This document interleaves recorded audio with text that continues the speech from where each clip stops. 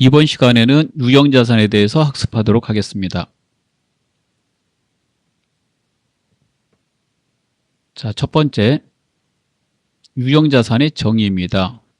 유형자산은 장기간 사용할 목적으로 보유하는 물리적 형체가 있는 자산입니다. 장기라고 그랬으므로 1년 초과해서 사용해야 되고요. 그 다음에 물리적 형체가 있다. 이게 한자로 유형이 됩니다. 그래서 이름이 유형자산이 되는 거예요. 물리적 형체가 있다. 장기간 사용하고 물리적 형체가 있어야 됩니다. 그 다음에 뒤에 내용 좀 더 보면 유형자산으로 처리하기 위해서는 자산으로부터 발생하는 미래 경제적 효익이 기업에 유입될 가능성이 높고 자산의 원가를 신뢰성 있게 측정할 수 있어야 한다. 이 말은 해당되는 유형자산을 회사 영업활동에 사용해서 미래에 그 사용한 것으로 인해서 경제적 효익이 유입될 가능성이 높다라고 그랬으니까 쉬운 말로 하면 그걸 사용해서 기업의 매출이 올라가는 거, 즉 돈이 들어오는 거, 그걸 씀으로 인해서 그 가능성이 매우 높고 그게 금액으로 이렇게 측정할 수 있고요. 그 다음에 그 원가를 실적성 있게 측정할 수 있으면 유형자산이다. 이렇게 정의가 되어 있습니다.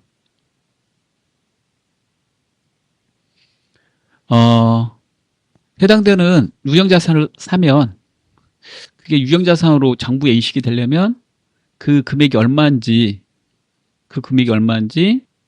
측정을 한 것을 신뢰성 있게 측정할 수 있다 이렇게 말합니다. 그래서 해당되는 대가를 지급하고 그 사게 되면 당연히 여기 있는 내용을 이제 만족할 수 있게 되는 거죠. 그러한 유형자산은 다음과 같습니다. 첫 번째, 토지, 이게 계정과목 이름입니다.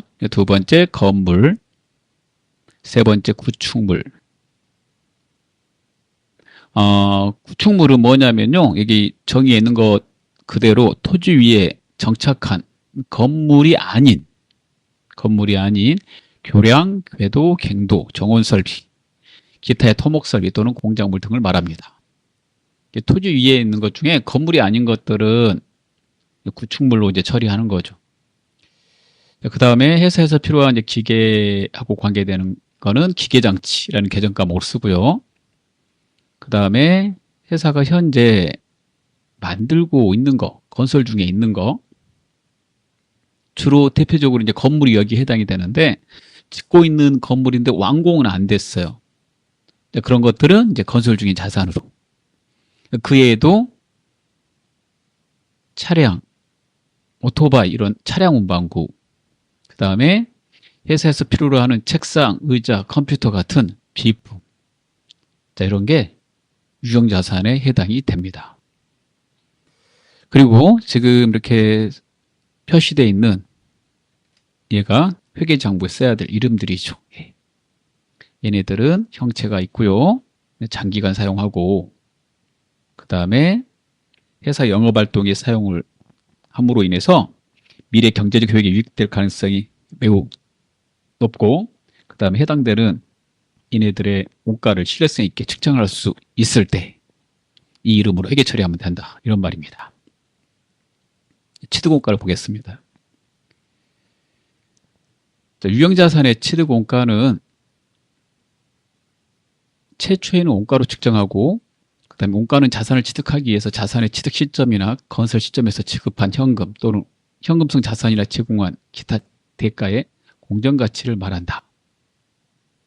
그 다음에 현물 출자, 증여, 기타 무상으로 취득한 자산은 공정가치를 취득원가로 한다. 이 부분은 이제 좀 표시해서 알아두셔야 되겠죠? 유형자산을 취득했을 때 그 취득한 그 금액을 원가로 하고요. 그 다음에 기타 자산을 취득하기 위해서 자산의 취득 시점이나 건설 시점에서 지급한 현금 또는 현금성 자산 또는 제공한 기타 대가의 그 공정가치를 이 취득원가로 한다. 이런 말이 되겠어요. 이 공정가치는 가장 쉬운 말로 바꾸면 여러분 시가가 되는 겁니다. 자, 무상으로 얻은 것들은 이제 공정가치만을 취득원가로 하고 있습니다. 자, 그러면 구체적으로 보도록 하죠. 취득원가의 구성에 보면요. 구입원가 또는 제작원가 및 경영진이 의도하는 방식으로 자산을 가동하는 데 필요한 장소와 상태에 이르게 하는 데 직접 관련되는 그 비용과 추정 복구원가로 구성되며 매입 할인 등이 있는 경우에는 이를 차감한다. 즉 취득 시에 발생이 되는 것들, 정상적으로 사용하기 위해서 발생이 되는 모든 비용들을 취득원가로 처리해야 된다. 이런 말이 되겠어요. 그래서 그 예로 설치장소 준비원가, 외부 운송 및 취급 관련 원가, 설치원가 및 조립원가, 그 다음에 유형자산이 정상적으로 작동하는지 여부를 시험하는 과정에서 발생하는 그 테스트 비용, 이런 것들은 전부 다 취득원가로 처리해야 된다는 말입니다. 그의 뒤에 중요하게 한꺼번에 나오는데요. 이게 취득세. 또 취득하는데 반드시 지불을 해야지 사용할 수 있는 것이기 때문에 취득원가로 처리해야 되고요. 그 다음에 무형자산은 좀 부피가 크고 대부분 가격이 좀 높은 것들이어서 해당되는 자산을 취득할 때 그 취득세를 내는 것들이 많이 있고요. 그 다음에 이게 취득세가 여러분 지방세인데 그 지방자치단체가 그 해당되는 자산을 취득하게 되면은 이 자산 취득할 때 국공채도 매입을 하라고 하고 있습니다. 그래서 우리 지방채를 매입하게 되는데 그 지방채 매입할 때 발생되는 매입금액, 매입금액에다 이렇게 쓰세요. 액면금액. 그 지방채 표면에 써져 있는 금액입니다. 현재가치, 이제 공정가치라고 말하고요. 그 차액, 이게 뭐냐면 해당되는 유형자산 취득할 때 그 지방채, 즉 국공채인 지방채 매입금액이 10만 원 이렇게 돼 있으면 실제 10만 원 현금 주고 사야 되는데 이거 즉시 팔겠다 그러면은 그 금액이 시가를 이제 말하는 거예요. 즉시 팔겠다 하는 금액, 그 시가가 10만 원, 대부분 10만 원 이하짜리입니다. 즉시 팔게 되면 10만 원 이하로 우리가 처분하게 돼요. 통상적으로 매입 금액보다 항상 거의 대부분 작아요. 그래서 이거 필요 없어요. 즉시 팔고 싶은데요. 현재 판다면 시가가 얼마 정도 돼요? 현재 가치가? 그러면 8만 원 이렇게. 그럼 그 가격 차이가 있잖아요. 작으니까. 그 차액만큼 그 이제 손해가 발생되게 되는데 그 차액은 이 유형자산을 취득하는 데 발생됐기 때문에 그 차액은 유형자산의 취득원가에 더해야 된다 이런 말이에요. 즉 국공채를 사면 계정 과목은 이 국공채가 유가증권이니까 유가증권의 계정 과목으로 처리하시고 그걸 보유하고 있겠다고 그런다면 대부분 보유한 회사들이 많이 있어요. 그 차액 실제 지불한 거하고 그 다음에 유가증권을 취득했을 때 공정가치로 써야 되니까 그 공정가치, 현재가치로 쓰게 돼요. 그래서 유가증권은 현재가치가 80이고 돈은 액면금액을 주니까 10만 원 줬다. 그러면 2만 원의 차익이 발생되잖아요. 그 2만 원은 해당되는 유형자산을 취득하면서 발생된 차익이니까 유형자산 취득원가로 가산한다 이거예요. 건물 샀다면 건물 이렇게 이제 그 차익을 처리한다 이런 말이죠. 그 다음에 자본화 대상인 차입원가는 차입원가의 뜻이 돈을 빌릴 때 발생되는 비용이라고 그래서요. 일명 이자 비용을 말해요. 우리가 돈을 대출받으면 이자를 지급하거든요. 자본화 대상이라는 말은 이제 자산 처리해야 되는 이런 뜻이고요. 건물을 지을 때 회사 돈으로 다 지을 수도 있지만 대출을 좀 받아서 짓는 경우가 많아요. 그러면 그 건물을 지을 때 완공이 되기 전까지는 건설 중인 자산으로 처리하거든요. 건설 중인 자산으로 처리해 가는데 공사대금을 보통 나누어서 주죠. 나눠서 공사대금 줄 때마다 건설 중인 자산, 건설 중인 자산 이렇게 하다가 완공이 되면 건물로 바꿔요. 근데 이게 대출받아서 이 공사대금을 주게 되면 이자도 또 줘야 되잖아요. 그럼 이자는 이 건물을 짓기 위해서 발생된 대출금에 따른 비용이기 때문에, 즉 대출금이 차입이거든요. 차입에 따른 비용, 원가이기 때문에 이자까지 주고 건물을 지었다고 말을 할 수 있는 거죠. 이자까지 주면서 돈을 대출받아서 건물을 지으면 그 건물의 원가를 계산할 때 그 대출받은 돈은 당연히 건설회사한테 줬으니까 당연히 해당되는 자산으로 처리되고, 거기에 따른 이자도 주고 건물을 지었으므로 이자도 자산으로 처리해야 되잖아요. 그래서 그런 경우 자본화 대상의 차입원가라고 말하고 취득원가에 가산한다, 이런 뜻입니다. 그래서 이게 좀 어려우면 건물을 지을 때 혹시 돈을 차입해서 짓게 되면 그 차입에 따라서 이자가 발생되는데, 그 이자를 비용이기 때문에 원가라고 해요. 그 이자도 자산, 짓고 있는 건물에다가 포함시킨다, 그런 뜻이 되겠습니다. 그렇게 해서 이제 취득원가를 이제 처리하면 되겠다는 뜻이고요. 그 다음에 일괄 구입은 유형자산을 따로따로 구입하는 게 아니라 한꺼번에 구입하는 거예요. 즉 토지하고 건물을 보통 한 번에 사거든요. 물론 땅 사고 건물 사고 이렇게 할 수도 있는데, 토지 위에 건물이 있으면 토지하고 건물을 한꺼번에 사게 돼요. 자, 이럴 때 한꺼번에 돈을 지급했다고 계정 과목을, 즉 유형자산 회계 처리할 때 토지와 건물 이렇게 쓸 수는 없어요. 토지 따로 건물 따로 써야 돼요. 이럴 때 각각의 취득원가는 어떻게 계산해서 쓰게 되냐면, 각각의 자산을 따로따로 샀다면 그 자산에 시가가 있을 거 아니에요. 그 시가를 기준으로 배분하는 거죠. 즉 토지와 건물을 만약에 2천만 원 주고 샀어요. 그러면 여기서 이제 토지의 취득원가를 구하고 싶다 그러면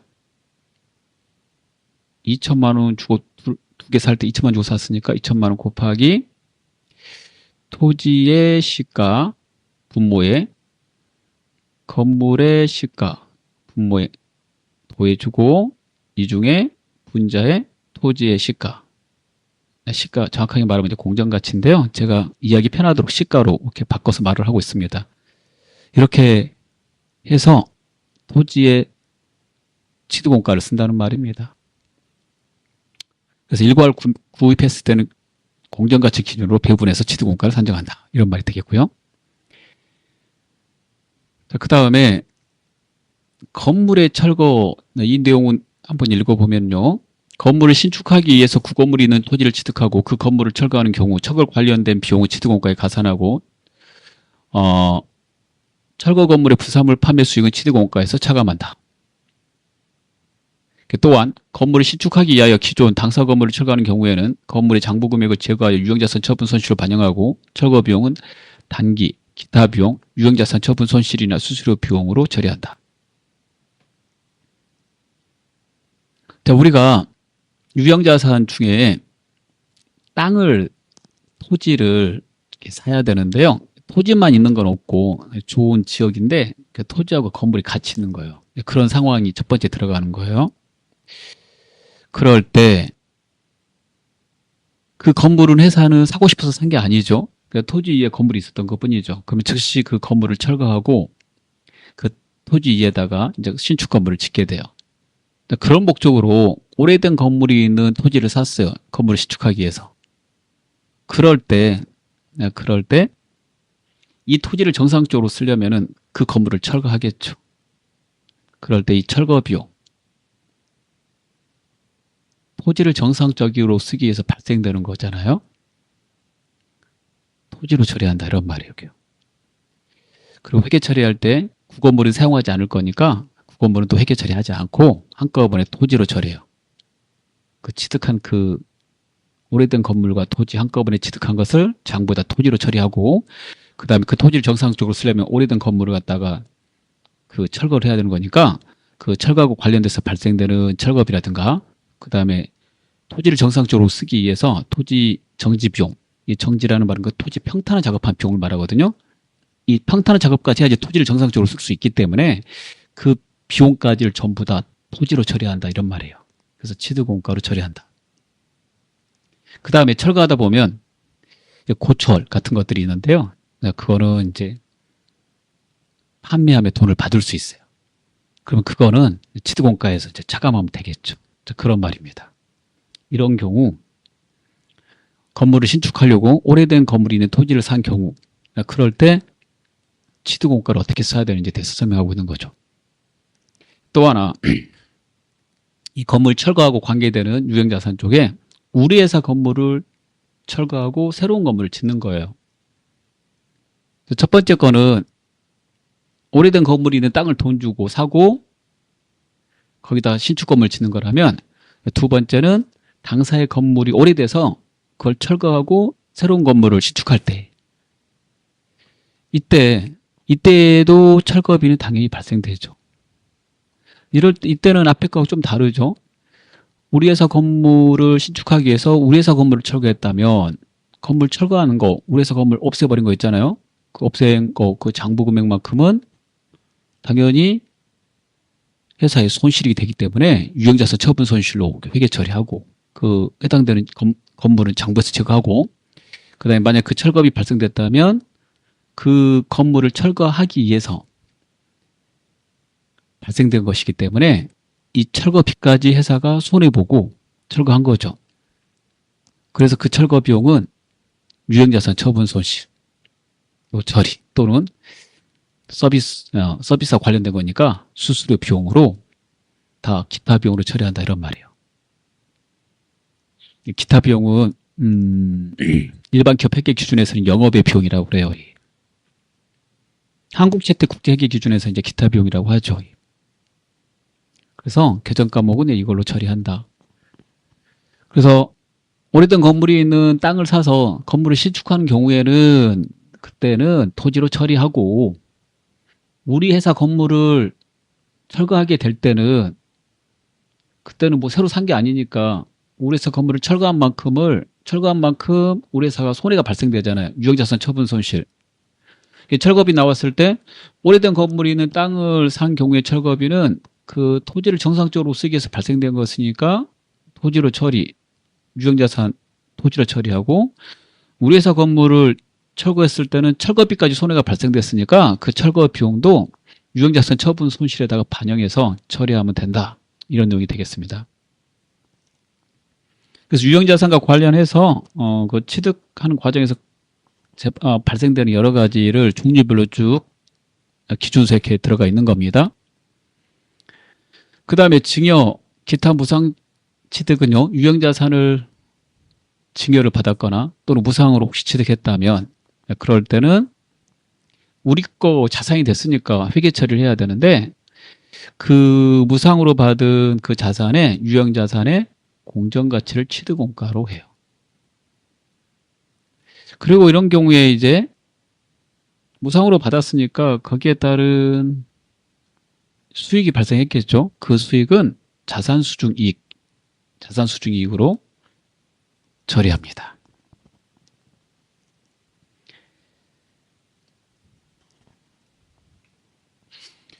자, 그 다음은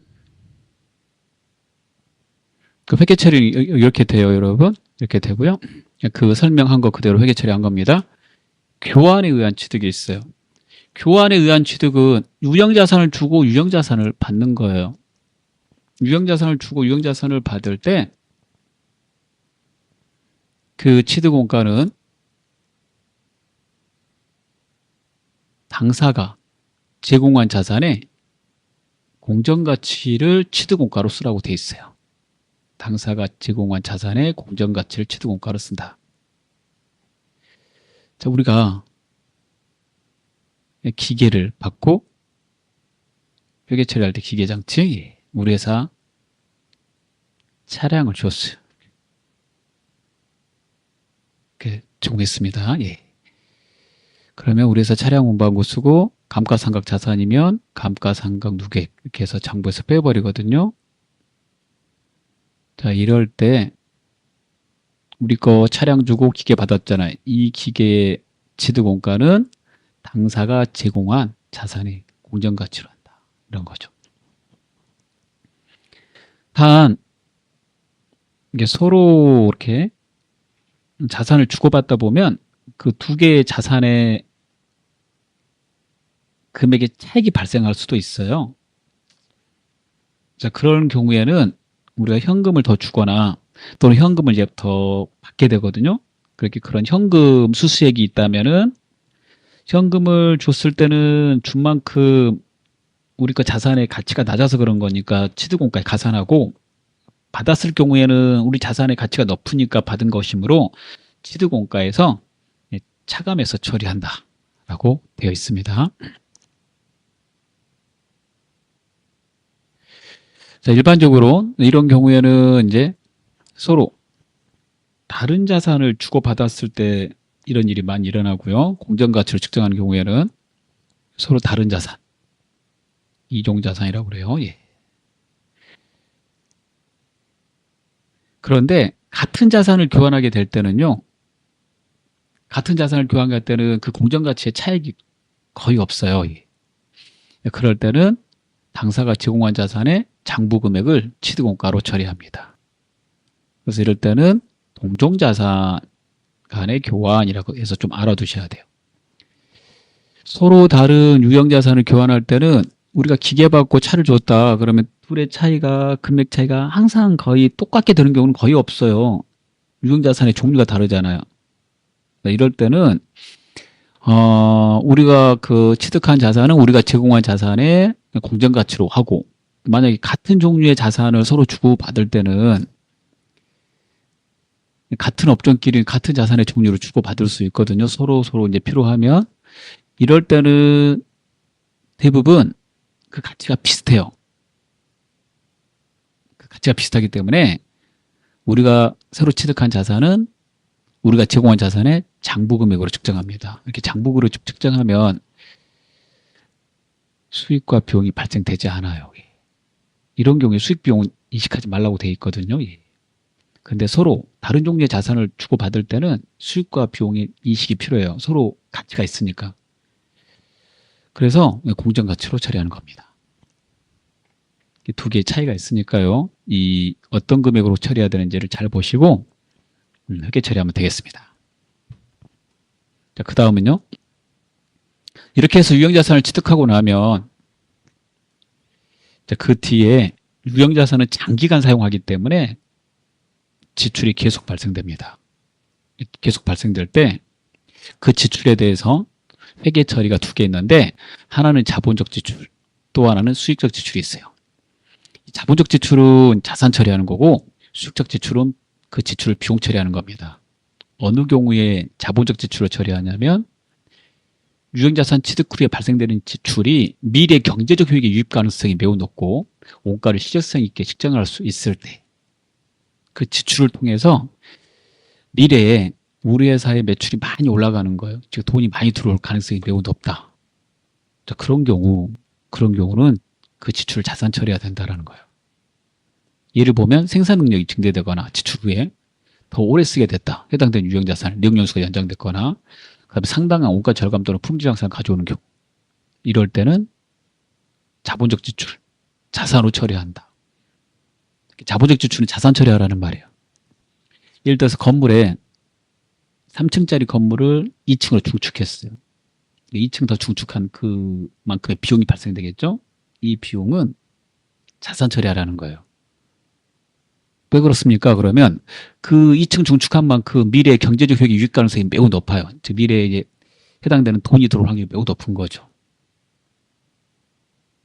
그리고 이제 지출된 만큼 그 금액에 대해서 어림잡아서 어느 정도 돈이 들어올지 실효세액도 따질 수도 있고, 자, 이런 경우에는 자산 처리한다라는 말이에요. 그래서 건물을 증축했을 때는 그 증축비를 건물로 처리한다라는 말입니다. 그런데 그 비용이 단순 원상을 회복시키거나 능률 유지를 위해서 들어가는 만약에 비용이라면은 자, 그런 것들은 수익적 지출이라고 그러고 비용 처리하라고 돼 있어요. 근데 건물의 색이 너무 바래서 보기에 좀 안 좋아요. 그래서 거기다가 혹시 도색을 하거나 건물에 유리가 끼어져서 유리를 갈거나 차량에 엔진오일을 교환하거나 타이어를 교체하는 거, 그 비용이 발생돼야지 해당되는 건물이나 차량을 정상적으로 사용할 수 있는 것이기 때문에 그런 경우에는 그거 이렇게 수리하고 했다고 해서 미래 경제적 효익이 유입 가능성이 매우 높은 건 아니거든요. 그냥 원상 회복시키고 능률을 유지시키기 위해서 들어간 거죠. 이런 경우에는 수익적 지출이라고 하고, 이 말은 이제 비용 처리하라는 말이에요. 비용으로 처리합니다. 그럴 때 수선비라든가 차량 유지비 이런 걸로 회계 처리를 하라, 그런 말이죠. 자, 취득을 하고 나서 그 다음에 지출이 발생되면 이렇게 자본적 지출, 수익적 지출로 처리한 다음에 이제 결산일이 되거나 또는 더 이상 필요 없어서 처분하게 되면 감가상각을 하게 됩니다. 감가상각은 오랫동안 사용함으로 인해서 거기에 따른 소모라든가 시간의 경과, 기술의 변화로 해당되는 유형자산이 진부화됩니다. 진부화라는 말은 비슷한 말로 구식이 되는 거예요. 그래서 가치가 그만큼 떨어지죠. 가치가 떨어지는 걸 반영해줘야 되거든요. 경제적 효익이 이제 소멸된다고 그래요. 그걸 유형자산에서 그 떨어진 만큼을 감가상각이라고 그래요. 그 감가상각을 통해서 가치 떨어지는 것을 반영하게 되는데, 이 감가상각은 해당되는 유형자산을 장기간 사용하면서 가치가 떨어지는 것을 해당되는 내용연수 기간에 걸쳐서 비용 처리, 일정하게 금액을 계산해서 배분해서 비용 처리하기 위한 과정입니다. 자, 예를 들어서 차량을 샀는데요. 차량을 1,000만 원 주고 샀어요. 이렇게. 이거 10년을 타기로 했습니다. 이걸 이제 내용연수라고 그럽니다. 유형자산에서. 그러면 처음에는 차의 가격이 취득원가가 1,000만 원 되겠지만 차를 계속 운행을 하다 보면 계속 차의 가치는 떨어지겠죠. 시간이 경과돼서. 그러면 그 경과된 만큼에 따라서 가치가 떨어진 것을 비용으로 처리해서 해당되는 원가에서 이제 차감을 해야 되겠죠. 그걸 감가상각이라고 해요. 이렇게 비용 처리해 나가는 거. 배분한다고 흔히 말하죠. 10년 후에는 고철값도 없을 것 같아. 잔존 가치가 0이 될 것 같다. 그러면 이 1,000만 원을 매년 조금씩 없애가지고 10년이 딱 되면 잔존 가치를 0으로 만드는 거죠. 자, 그런 과정을 감가상각이라고 합니다. 감가상각은 이렇게 진부화 등에 의해서 자산의 가치가 떨어지는 경우에 하는 것이기 때문에 앞에서 봤던 유형자산 전부를 감가상각을 하지는 않아요. 이게 가치가 떨어지지 않는 것도 있거든요. 그래서 밑줄 친 거 잘 보면 감가상각은 자산이 사용 가능한 때부터 이제 시작을 하고, 토지와 건설 중인 자산, 골동품 이런 것들은 오랫동안 사용해도 가치가 떨어지지 않으므로 감가상각을 하지 않는다는 겁니다. 이거 빼고는 다 감가상각을 하는 거죠. 그래서 이 세 개를 암기해 주시면 되겠습니다. 그럼 가치가 떨어지는 거에 대해서 어떻게 계산합니까? 라고 이제 물어볼 수밖에 없는데요. 자, 그 가치가 떨어지는 거 계산하는 방법을 감가상각 방법이라고 그래요. 이 감가상각을 하기 위해서는 이제 세 가지 계산 요소가 필요한데요. 첫 번째, 취득원가. 얼마 주고 취득했는지. 만약에 취득하고 거기에 따라서 자본적 지출이 발생했다면 취득원가에 가산하는 거니까, 그래서 좀 더 다른 말로 하면, 정확한 말로 하면 이제 원가라고도 말해요. 어찌됐든 간에 그 원가가 있어야 되고, 감가상각을 하기 위해서, 그 다음에 몇 년 쓸지, 내용연수, 업종에 따라서 내용연수는 좀 다릅니다, 여러분. 그 다음에 잔존가치, 이 세 개를 가지고 가치가 떨어지는 것을 계산하기 때문에 이 세 개를 감가상각비 계산의 3요소라고 합니다. 자, 그러면 그 삼각 방법을 보도록 하죠. 네, 삼각 방법의 여기 공식은요, 전부 다 1년치입니다. 1년 사용하고 나면 이만큼 비용으로 처리해서 해당되는 자산에서 빼라는 거죠. 차감하라는 거. 정액법은 매년 같은 금액으로 삼각하는 걸 말해요. 그래서 같기 때문에 다른 말로 직선법이라고 그럽니다. 공식은 취득원가 빼기 잔존가치 나누기 내용연수입니다. 두 번째 정률법은 정률, 다른 말로 상각률이라고 하는데요. 일정한 퍼센트로 계속 감가상각을 해나가는 걸 말합니다. 미상각 잔액 곱하기 정률이기 때문에 이 퍼센트는 이제 정해져 있어요. 정률은 이렇게 계산해요. 그래서 내용 연수에 따라서 해당되는 자산의 취득원가 잔존가치 내용 연수에 따라서 정률이 정해져 있는데, 만약에 이 정해진 정률이 40%다 그러면 매년 40%씩 감가상각을 해 나가는 거죠. 근데 앞에 해당되는 금액이 상각이 안 된 금액을 가지고 해가요. 처음에는 상각이 안 됐으니까 가장 크겠죠. 그 다음에는 상각된 금액을 이제 빼버리니까 점점 이 금액이 줄어들어요. 따라서 이 방법을 사용하게 되면 첫 해는 감가상각이 많이 되는데 그 다음에부터는 미상각 잔액이 갈수록 줄어드니까 감가상각 그 비용이 줄어드는 겁니다. 정액법은 매년 같아요. 정률법은 이렇게 줄어드는 거예요. 감가상각비가. 생산량 비료법은 생산을 많이 하면 감가상각을 많이 하고 생산을 적게 하면 감가상각을 적게 하는 그런 방식입니다. 다른 말로 작업시간 비료법이라고 돼요. 작업을 많이 하면 감가상각을 많이 하고 적게 하면 적게 하는 거죠. 그 공식은 취득원가 빼기 잔존가치 곱하기 실제 생산량 나누기 총 추정 생산량입니다. 그래서 보시면 생산을 많이 했다, 이게 분자잖아요. 얘는 분모고, 생산을 많이 한 애는, 즉 작업시간 많이 한 애는 감가상각이 많이 이루어지고 적게 한 애는 적게 이루어지는 거죠. 연수합계법은 이 연수가 내용연수를 말하는데, 공식을 보면 내용연수를 다 합계해서 감가상각을 한다고 그래서 연수합계법이라고 그럽니다. 분자에 들어가는 거는 취득원가 빼기 잔존가치 곱하기 연수의 역순이라고 그래서요. 만약에 5년에 거쳐서 감가상각을 하기로 했다 그러면 첫 해는 5, 그 다음에 4, 그 다음에 3, 2, 1 이런 식으로 해 나가는 거예요. 5년이라고 하면 연수는 1 플러스 2 플러스 3 플러스 4 플러스 5 이렇게 연수를 다 더하고요. 연수를 다 더한다고 그래서 연수합계법이라고 그래요. 공식의 내용을 잠깐 보면 연수 역수니까 분자가 가면 갈수록 줄어들고 있죠. 그래서 정률법처럼 초기에 감가상각을 많이 하고 그 다음 해부터는 감가상각비가 줄어드는 겁니다.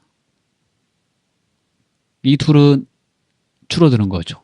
얘는 매년 같은 거고, 생산량 비료법은 많이 생산하면 많이, 적게 생산하면 적게 하는 거예요.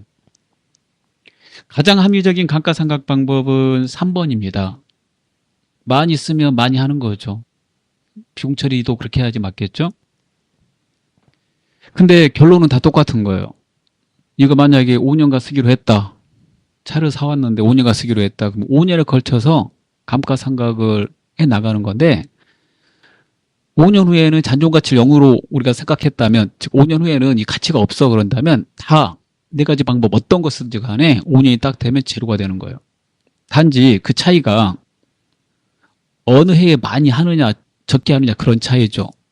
생산 많이 한 만큼 많이 하는 거는 생산량 비례법이고, 정액법은 많이 하든 적게 하든 따지지 않고 무조건 같은 금액을 하는 거고, 정률법과 연수합계법은 첫 해 많이 하고 그 다음 해 가면 갈수록 적게 가는 거죠. 이게 사람이 만든 거예요.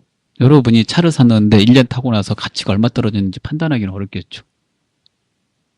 그러면 이왕이면 많이 탔으면 많이 감가상각하고 싶잖아요. 그러면 3번을 쓰라는 거예요. 그때 실제 3번은 계산하는데 좀 복잡합니다. 추정을 해야 되고 그래서 그래요. 그래서 그 3번 하나만 만들 수는 없으니까 이거 가지고는 좀 사용하기 불편하다 그러니까 나머지 방법을 더 만든 거고, 그 나머지 방법을 만들어 놓고 결론을 내리면 결국에는 이게 5년 쓰기 위해서 사온 차량이라고 그런다면 5년에 걸쳐서 비용 처리만 하면 되는 거 아닙니까? 이런 거죠. 결론은 그거예요. 그래서 경영자가 그 회사에 맞춰서 하나를 골라서 선택을 해서 하면 전부 다 회계상 큰 문제가 없습니다라고 이제 보는 거죠. 자, 그래서 그런 취지하에 감가상각 방법을 4개를 만들고 회사는 하나를 택해서 매년 같은 금액으로 상각을 하면 됩니다라고 하고 있습니다. 가장 사용하기 편한 건 1번이 되겠죠. 1번은 한 번만 계산하면 매년 같은 금액으로 하면 되니까. 그러면 첫 해에 비용 처리 많이 하고 싶다 이런 경우에는 정률법이나 연수학교에 뭘 써야 돼요? 그러니까 첫 해에 비용 처리 가장 많이 되는 거는요, 정률법, 그 다음에 연수학계법, 그 다음에 정액법이 돼요. 생산량 비례법은 그때그때마다 다르니까 부등호로 표시할 수는 없고요. 자, 이런 내용을 바탕으로 해서 첫 해 비용 처리를 많이 해서 장부에 반영해 보고 싶다면 이제 경영자는 2번이나 4번을 쓰면 되겠고, 일정한 금액으로 비용 처리하고 싶다면 1번을 하면 되겠죠. 그런 다음에 이 비용이 나오면 감가상각 관련된 회계 처리를 해야 되는데, 그 회계 처리를 차변의 감가상각비, 대변의 감가상각 누계액을 쓰는데요. 감가상각비는 비용이므로 차변했어요. 가치가 떨어진 만큼. 대변에다는 해당되는 유형자산을 직접 빼지 않고요, 이 감가상각 누계액이라는 계정을 하나 만들어서 이 계정을 통해서 해당되는 유형자산에서 차감합니다. 자산을 감소시키는 거죠. 이 계정을 하나 만들었어요. 이 계정을 만든 이유가 나름대로 있습니다. 그래서 만약에 차량 운반구 직접 빼버렸다, 차를 샀다면, 그러면 직접 빼버리면 다음에 가면 그 차감된 금액만큼이 장부에 남아있기 때문에 보고서 작성하게 될 때 이걸 얼마에 주고 샀는지 알기가 좀 어려워요. 그러니까 이해관계자가 더 많은 정보를 받아보기가 좀 어렵겠죠. 그래서 그것 때문에 이 감가상각 누계액이라는 것을 표시를 통해서 이해관계자에게 더 많은 정보를 제공하자.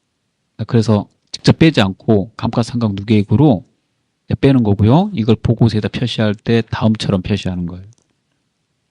이렇게 표시하면 이 차를 만약에 1,000만 원 주고 샀다 그러면 1,000만 원 쓰고, 그다음 감가상각 올해 할 게 100만 원이다 그러면 100만 원 밑에다 써서 이렇게 해당되는 유형자산 관계되는 거는 재무상태표에 반영하는데, 보고서에 금액 쓰는 자리가 여러분께 2개가 있어요. 왼쪽이 있고 오른쪽이 이렇게 있거든요. 이런 경우에는 왼쪽에다가 1,000만 원 쓰고 100만 원 쓴 다음에 오른쪽에다가 900만 원 이렇게 써서 보고요. 그러면 1,000만 원 주고 샀는데 가치가 100만 원 떨어져서 현재 900만 원이라는 그런 뜻으로 정보를 전달할 수가 있습니다. 이렇게 전달하고 싶어서 이 감가상각 누계 계정 과목을 만들었고, 이건 해당되는 유형자산에서 빼는 거니까 대변에 써야 되겠죠, 회계 처리할 때. 그래서 대변, 이게 자산의 감소가 됩니다. 그리고 얘는 처분할 때 최종 제거를 해요. 그래서 이렇게 해서 감가상각을 하다가요, 만약에 처분을 하게 된다면 처분 직전에도 감가상각을 처분할 때까지 쓴 만큼을 계산해서 감가상각 회계 처리하고요. 그 다음에 마지막에 거기까지 처리한 상태에서 장부금액과 장부금액은 취득한 금액에서 감가상각 누계액을 뺀 거예요. 최종 처분금액, 이 둘의 차액을 비교해서 비싸게 팔면 그 차액을 유형자산 처분 이익으로, 싸게 팔면 그 차액을 유형자산 처분 손실로 처리해서 최종 유형자산을 장부에서 제거하게 됩니다. 그래서 그 처분할 때 회계 처리를 보면 만약에 비싸게 받았다 그러면 유형자산을 없애는데, 대변에다가 처분했으니까 취득원가를 매년 결산 시에 감가상각할 때마다 취득원가를 차감하지 않았으니까 한꺼번에 차감을 시켜서 없애버리고요. 매년 차감할 때 감가상각 누계액을 썼으니까 대변에 있는 감가상각 누계액을 이렇게 차변으로 옮겨줘요. 얘가 사라지면 자산의 증가가 돼요. 그래서 차변은 자산의 증가 자리잖아요. 그 다음에 받을 돈이나 받은 돈 쓰고, 받은 돈이 더 많다면 유형자산의 장부 금액보다 처분 금액이 커서 그 차액, 받은 돈이 생겼다면 그 차액은 유형자산 처분 이익으로 하고, 만약에 싸게 처분해서 손실이 발생된다면 유형자산 처분 손실로 이렇게 회계 처리하면 된다는 거죠. 그래서 유형자산은 이런 식으로 해서요, 관리해 나갑니다. 자, 일단 여기서 마치고요. 그 다음에 계속 이어서 하도록 하겠습니다.